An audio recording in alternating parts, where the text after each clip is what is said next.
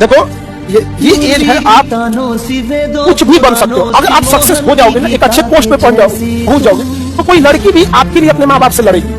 आपको क्या लगता है, बेरोजगार हो तुम, 2 महीने का खर्चा नहीं उठा सकते हो, फैमिली का खर्च नहीं उठा सकते हो, तो तुम्हें क्या लग रहा है कोई लड़की लड़ेगी अपनी फैमिली से? बात उसकी नहीं है जिसके लिए तुम शायद सॉन्ग सुनते हो, जिसको तुम बोलते हो कि बदल गई, ये हो गई, उसकी गलती भी नहीं, गलती है तुम देर से कामयाब हुए। समझा गया? जितना जल्दी कामयाब हो उतना ज्यादा अच्छा रहेगा। लोगों की बातों से दिन गुजर सकता है, लेकिन जिंदगी नहीं। इसलिए कमाने की सोचो, जमाने की नहीं। भाई अपने आप को कभी भी मुझसे कंपेयर मत करना। You want attention and I am the attention. कोई अच्छा लगे तो उससे प्यार मत करना, उसके लिए नींदें खराब मत करना। 2 दिन तो वो आएंगे खुशी से मिलने, तीसरे दिन कहेंगे इंतजार मत करना। क्या बात है? आपके जीवन में सबसे ज्यादा फोन किसका आता है? माँ बाप का। और आप सबसे कम फोन किसका उठाते हो? माँ बाप का ही। टाइम रहते वैल्यू समझ लीजिए। थोड़ी सी कड़वी बात है, एक दिन ये कॉल आना बंद हो जाएगा। एक दिन तो हो गई ना, और जिस दिन ये कॉल आना बंद हो जाएगा, उस दिन जो गिल्ट होगा आपको मन में, जो पछतावा होगा उस दिन, आंख के आगे वो दिन आप सोच लो ना, भी आप जी नहीं पाओगे।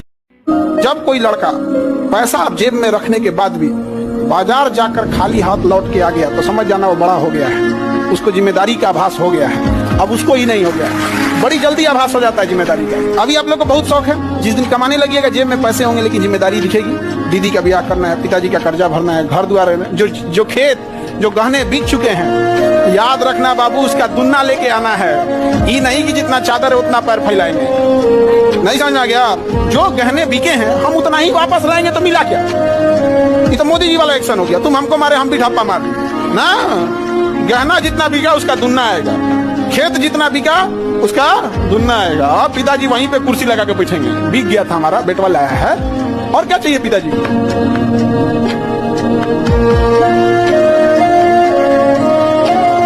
प्यार अगर तुम्हारा, ये मत सोचिए, क्योंकि जमाना बहुत अजीब है।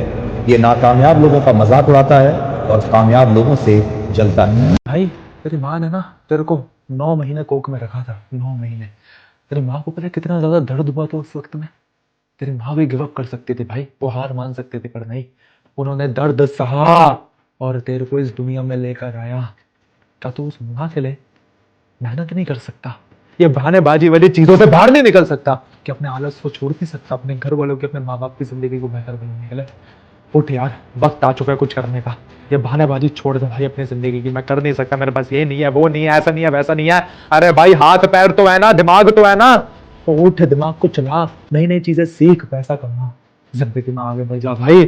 वक्त तो जाता जा रहा है। हमें लगता है ना कि माँ बाप ज्यादा उम्मीद करते हैं, हर बार कहते हैं पढ़ो बेटा कुछ बनो, तंग करते हैं, हर बात पर टोका टाकी करते हैं। लेकिन कभी एक पल के लिए सोचे, इसने खुद अपने सपनों को मारकर तुम्हारे लिए जूते सी धूप में ईंट उठाई और ठंड में बिना स्वेटर के सो गए। वो माँ बाप तुमसे क्या मांगते हैं? सिर्फ इतना कि तुम मुझसे बेहतर जिंदगी जिए। अगर आज मेहनत नहीं की ना, तो शायद कल पछताना पड़े, उनके लिए भी और अपने लिए भी। तो उठो, उनके उस पसीने का जवाब दो, कुछ बनकर के, गर्व की वजह बनकर। ज्यादा अच्छे बने रहोगे, एक दिन रगड़े जाओगे। मैं हमेशा बोलता हूं भाई साहब, इतिहास गवाह है, कभी नमक में कीड़े पड़ते हुए देखे थे क्या? कीड़े मिठाई में पड़ते हैं, थोड़ा नमकीन होने में कोई बुराई नहीं है। आपको जो सबसे ज्यादा स्ट्रॉन्ग दिखने वाले चेहरे होते हैं ना, वो सबसे ज्यादा अकेले में सबसे ज्यादा रोते हैं, क्योंकि उन्हें ये बात समझ आ चुकी है कि माँ बाप उम्र के उस पड़ाव पर हैं कि वो मेरा मुरझाया हुआ चेहरा नहीं देख पाएंगे। दोस्त अब सिर्फ नाम के हैं, रह गए हैं, और रिश्ते जैसे भाई बहन हैं, वो सब अपनी अपनी जिम्मेदारियों में व्यस्त हैं। तो उसके पास फिर एक ही ऑप्शन बचता है कि अकेले में रोना, मुंह धोना, पीठ थपथपा कर अगले दिन फिर से काम पर निकल जाना। कभी सुना कि प्यार नुकसान करता? बहुत करता है। ऐसी नहीं कि दुश्मनी ही नुकसान करती, प्यार भी बहुत नुकसान करता है। कोई कुछ भी बोले, लेकिन आप खुद को शांत रखें, क्योंकि धूप कितनी भी तेज हो लेकिन समुद्र को सुखा नहीं सकती। भाई मेरा मानना तो यह है कि खुद की औकात होगी तो कदर करेगी दुनिया, वरना किसी के दाएं बाएं खड़े होने से किरदार ऊंचे नहीं होते। लेकिन ये भी तय है कि जब तक इंसान को जिंदगी में कुछ बुरा नहीं लगता है ना, तब तक वो अपनी औकात पे उतरता भी नहीं है। कुछ बुरा लगना चाहिए। ऐसा परिवार जिसमें आपस में जलन हो, उस परिवार का कोई भी सदस्य उन्नति नहीं कर सकता। वो परिवार जिसमें अपनों को गिराने के लिए दुश्मनों से हाथ मिला लिया जाए, उस परिवार को बर्बाद होने से कोई नहीं बचा सकता। बेटा मजा तो तब आएगा जब तुम इतना बदल जाओ कि लोग तुम्हें जितना दर्द दें तुम साला उतना ही बाहर निखर कर आओ। बस इतना बदल जाओ तुम। कबीर ने कहा कि जो व्यक्ति अपने मन को अपना गुलाम बना लेगा बस वही इस दुनिया पर राज करेगा। क्योंकि जैसे तुम्हें 4 बजे उठना है, अब तुम्हारी नींद खुली 4 बजे, अब इसने तुमसे क्या कहा कि 5 मिनट और। इतनी ठंडक में कौन उठता है? नेहरू जी 11 बजे सो के उठते थे। तुमने एक बात इसकी गौर की, जो काम इसे तुमसे कराना होता है उसके लिए बड़े अच्छे अच्छे एविडेंस देता है। फिर कोई सिगरेट पीता है तो उससे कहता है नेहरू जी भी पीते थे, स्टालिन भी पीते थे। अरे स्टालिन नाली का पानी पीता था, पियोगे? बस जैसे ही तुम्हारी 4 बजे नींद खुले और ये तुम्हें राय देने लगे, उसको राय को पकड़ लो तुरंत। अच्छा हम ही को समझा रहा हूं। इस दुनिया में हर व्यक्ति अपने मन से परेशान है, लेकिन चूंकि वो उसे देख नहीं पाता इसलिए दूसरे को परेशानी का कारण बताता है।